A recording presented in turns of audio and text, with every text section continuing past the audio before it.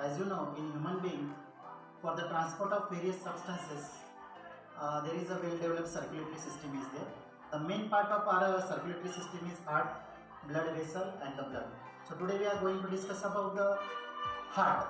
You know, it is a pumping device and it circulates blood to various parts of the body. In fact, all parts of the body. So the size of the heart, you can see here, is like a human fist. This heart is having 4 chambers. The upper 2 chambers, they are called as atrium, and lower part is called ventricles. Heart pumps deoxygenated blood to the lungs and the oxygenated blood from the lungs to the various parts of the body.